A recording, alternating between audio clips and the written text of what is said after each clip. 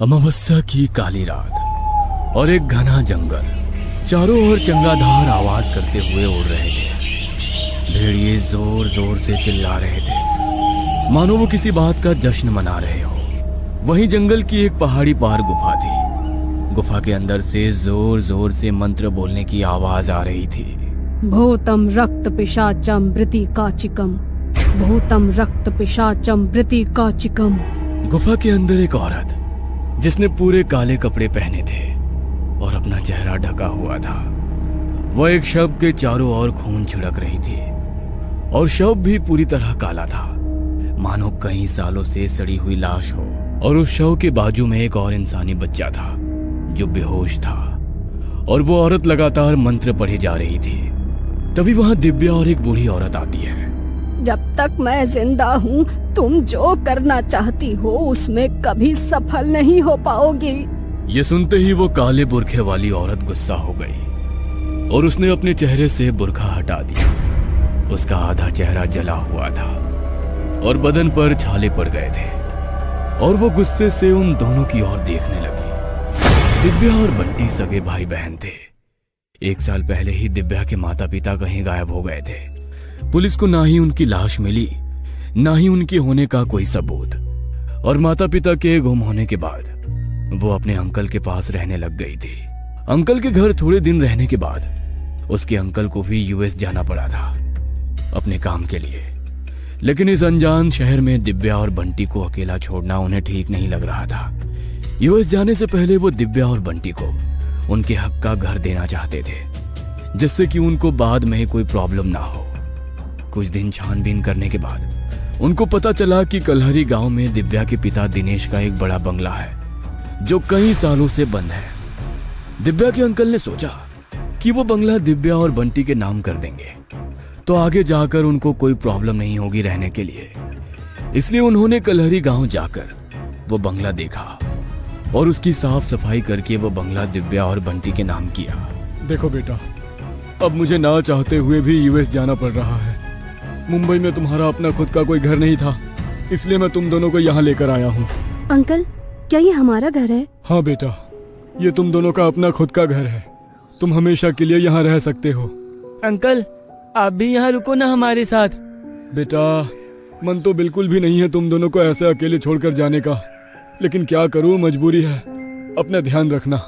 ऐसा कहकर दिव्या के अंकल वहां से निकल गए। थोड़ी देर के बाद एक औरत वहां आई, काले रंग का घाघरा चोली पहने हुए, हाथों में चूड़ियां, नाक में नथनी, माथे पर काले रंग की बड़ी बिंदी। दिव्या उसे देखकर एक पल के लिए घबरा गई। उसने दिव्या से कहा कि उसका नाम मंजरी है और उनके अंकल ने ही उसको तुम दोनों की देखभाल के लिए यहाँ भेजा है। लेकिन अंकल ने तो हमें तुम्हारे बारे में कुछ भी नहीं बताया। अंकल जल्दी में थे ना, शायद भूल गए होंगे। लेकिन तुम चिंता मत करो, तुम्हें किसी भी चीज की जरूरत हो तो मुझसे मांग लेना। मुझे अभी कुछ नहीं चाहिए, लेकिन बंटी का दूध पीने का वक्त हुआ है, उसके लिए आप प्लीज दूध ला दीजिए। ठीक है, आप दोनों कमरे में जाओ, मैं बंटी के लिए दूध और तुम्हारे लिए भी कुछ खाने को लेकर आती हूँ। दिव्या बंटी को लेकर ऊपर कमरे में चली गई। मंजरी किचन में दूध लाने के लिए गई। मंजरी दूध गर्म कर ही रही थी कि तभी किचन की खिड़की में एक काली बिल्ली आ गई। वह मंजरी की तरफ देखकर जोर जोर से आवाज करने लगी। मंजरी ने गुस्से से उस बिल्ली की ओर देखा। बिल्ली घबराकर खिड़की से बाहर कूदकर भाग गई। फिर मंजरी ने दूध का ग्लास भरा, फिर ग्लास के ऊपर से हाथ फेरती हुई कुछ मंत्र पढ़ने लगी। दूध का रंग लाल हो गया और कुछ पल में फिर से सफेद हो गया। मंजरी दूध और बिस्किट लेकर दिव्या के कमरे में गई और बंटी को दूध पिलाया। दूध पीने के बाद बंटी की आंखें लाल होने लगी। ये देख मंजरी मन ही मन हंसने लगी। अरे बंटी, क्या हुआ? तुम चुपचाप क्यों हो? कुछ नहीं। ठीक है, अब तुम सो जाओ। दिव्या और बंटी सो गए। आधी रात को दिव्या को कुछ आवाजें सुनाई देने लगी। दिव्या घबराकर उठ गई। उसने देखा कि कमरे की खिड़की खुली हुई है और वहां से हल्की हल्की हवा अंदर आ रही है। दिव्या उठी और खिड़की के पास गई। उसने देखा कि एक बूढ़ी औरत खड़ी दिखाई देती है जो दिव्या की तरफ ही देख रही थी। दिव्या उसे देखकर घबरा गई और उसने खिड़की बंद कर ली और कंबल में आकर सो गई। अगले दिन उसने मंजरी से उस बूढ़ी औरत के बारे में पूछा तुम मुझसे क्यों मिली थी? मैं मिली नहीं थी, बस खिड़की से देखा था। इसके बाद मंजरी शांत होकर बोली कि देखो दिव्या, वो एक बुरी औरत है, बच्चों को फंसाकर उन्हें मार डालती है। तुम और बंटी उससे जितना दूर रहोगी उतना अच्छा होगा। इस पर दिव्या ने कहा ठीक है। तभी बंटी सीढ़ियों से नीचे आया। उसने मंजरी से खाने के लिए पूछा। मुझे भूख लगी है, मुझे खाना दो। मंजरी बंटी के लिए दूध और बिस्किट लेकर आई। बंटी ने गुस्से से वो दूध फेंक दिया। मुझे ये सब पसंद नहीं, मुझे मांस चाहिए, मांस। ये सुन दिव्या दंग रह गई। इससे पहले बंटी ने कभी मांस नहीं खाया था, उसे बिल्कुल पसंद नहीं था। लेकिन दूसरी ओर मंजरी ये सब देख मुस्कुरा रही थी।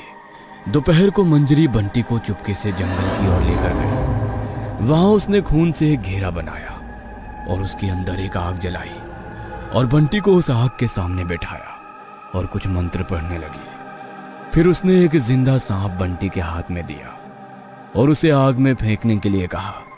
बंटी ने सांप को आग में फेंका।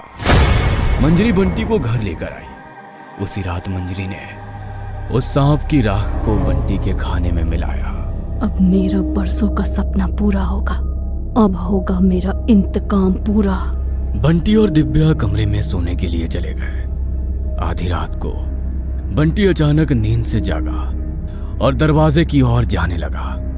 दरवाजे की आवाज से दिव्या की आंख खुल गई। उसने देखा कि बंटी रूम के बाहर जा रहा है। बंटी, बंटी कहाँ जा रहे हो? क्या चाहिए तुम्हें? बंटी ने कोई जवाब नहीं दिया, मानो दिव्या की आवाज उसके कानों तक पहुंची ही नहीं। दिव्या बंटी के पीछे गई। उसने देखा कि नीचे हॉल में बंटी और मंजरी एक दूसरे के सामने खड़े हैं। फिर मंजरी बंटी को अपने पीछे पीछे घर के बाहर ले आई। ये मंजरी आंटी बंटी को इतनी रात को कहाँ लेकर जा रही हैं? और बंटी भी मेरी कोई बात नहीं सुन रहा। दिव्या जल्दी जल्दी उन दोनों के पीछे जाने लगी।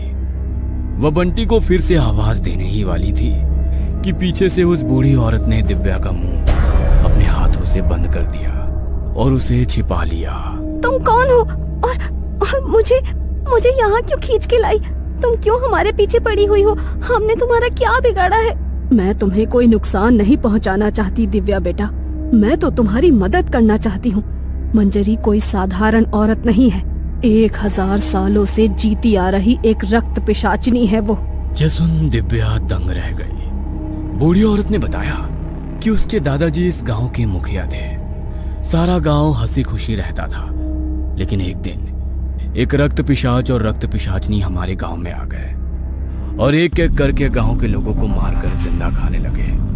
लोगों में डर फैलने लगा। तब तुम्हारे दादाजी ने एक तांत्रिक की मदद से एक ऐसा अस्त्र बनाया जो उन रक्त पिशाचों को मार सकता था। आज से 90 साल पहले ही आज ही की पूर्णमासी की रात को तुम्हारे दादाजी वो अस्त्र लेकर उन रक्त पिशाचों को मारने के लिए गए थे। पिशाचों, आज मैं तुम सबका खात्मा कर दूंगा और अपने गांव की रक्षा करूंगा। रक्त पिशाच और उसके दादाजी के बीच में एक भयानक लड़ाई हुई। लेकिन हार ना मानते हुए दादाजी ने वो अस्त्र रक्त पिशाच के सीने के आर पार कर दिया।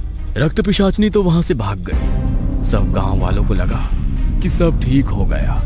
लेकिन कुछ दिन बाद तुम्हारे दादाजी की लाश उनके कमरे में मिली, आधे मांस में। तो क्या दादाजी को उस रक्त पिशाचनी ने मार डाला? और अब वो मेरे भाई को भी? नहीं नहीं नहीं, मैं ऐसा नहीं होने दूंगी। रक्त पिशाचनी का सामना अब तुम्हें ही करना पड़ेगा। जिस वंश के लोगों ने उस रक्त पिशाच को मारा है, उसी वंश के बच्चे की बलि से वो फिर से जिंदा हो जाएगा। बूढ़ी औरत दिव्या को उस गुफा में लेकर गई। रक्त पिशाचनी ने अपना आधा जला हुआ चेहरा दिखाया। दिव्या उसे देख घबरा गई, लेकिन बूढ़ी औरत ने उसे हिम्मत दी लड़ने की। रक्त पिशाचनी धीरे धीरे हवा में उड़ने लगी और जोर जोर से हंसने लगी। उसने बूढ़ी औरत पर हमला किया और उसे जमीन पर गिरा दिया। दिव्या ने पीछे से एक अस्त्र निकाला। यह वही अस्त्र था जिससे दादाजी ने रक्त पिशाचनी को मारा था।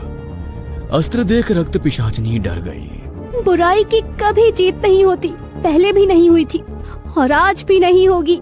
ऐसा कहकर दिव्या ने वो अस्त्र रक्त पिशाचनी के सीने के आर पार कर दिया।